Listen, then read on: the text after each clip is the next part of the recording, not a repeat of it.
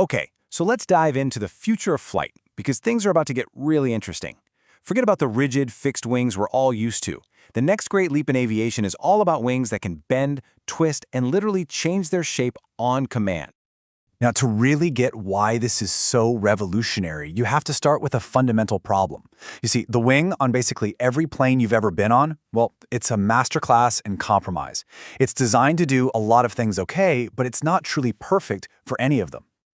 Just think about it for a second. For takeoff, when the plane is slow, the wings need to generate a massive amount of lift. That calls for a really curved, broad shape. But once you're cruising at 35,000 feet, that same shape creates a ton of drag. Up there, you want a thin, sleek, almost knife-like profile to be as fuel-efficient as possible.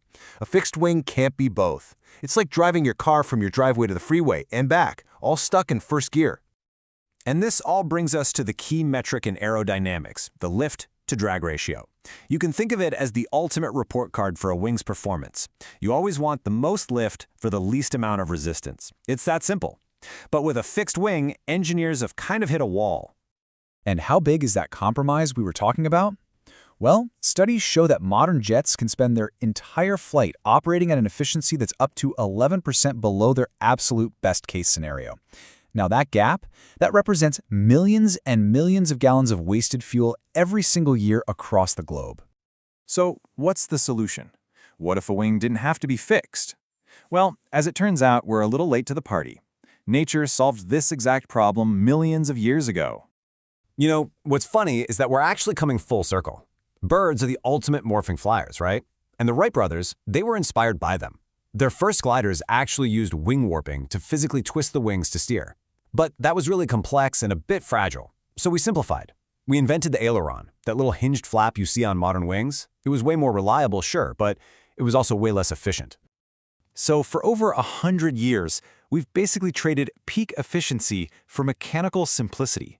But now, with all our advanced materials and computing power, engineers are trying to get that original efficiency back. The goal is to create a seamless wing that can change its entire shape just like a bird does. So what does a modern morphing wing actually do? Well, engineers have come up with a whole menu of transformations a wing can perform, and they pretty much break down into three main categories. And this just shows you the sheer ambition here. I mean, we are talking about changing a wing's fundamental geometry in the middle of a flight. It's like a bird adjusting its feathers, making the wing longer or shorter, sweeping it back for more speed, or twisting it to catch the air just perfectly. It's incredible. And the potential payoff for all this mind-bending complexity? It's massive.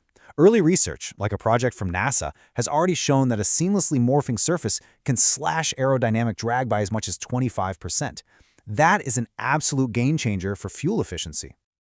Okay, but how on earth do you actually build a wing that can bend and twist over and over again without just breaking apart under the immense forces of flight? Well, that's where the real cutting-edge innovation begins. One of the leading ideas is something called fishbone active camber, or fishback. And yeah, it's biomimicry in action. You've got a central, rigid spar that acts like a spine. Then a series of interconnected, flexible ribs are moved up and down by tiny internal motors. And to top it all off, a flexible skin stretches over this moving skeleton, letting the wing change its curve smoothly and seamlessly. But fishback is just one approach. See, building a morphing wing is really about combining a bunch of different technologies. You need that internal skeleton for strength, you need a special skin that can stretch for millions of cycles without tearing or wrinkling, and more, you need things like 3D printed metamaterials for lightweight, custom structures. Each piece of this puzzle comes with its own really difficult engineering trade-offs. So if this tech promises a 25% drop in drag, why aren't all our planes already using these shape-shifting wings? Well, this is where we get our reality check. The gap between a cool lab prototype and a certified commercial airliner, it is enormous. First up, let's talk about power. In one wind tunnel test, a small experimental morphing wing section needed 8.6 watts of power just to bend itself against the force of the wind.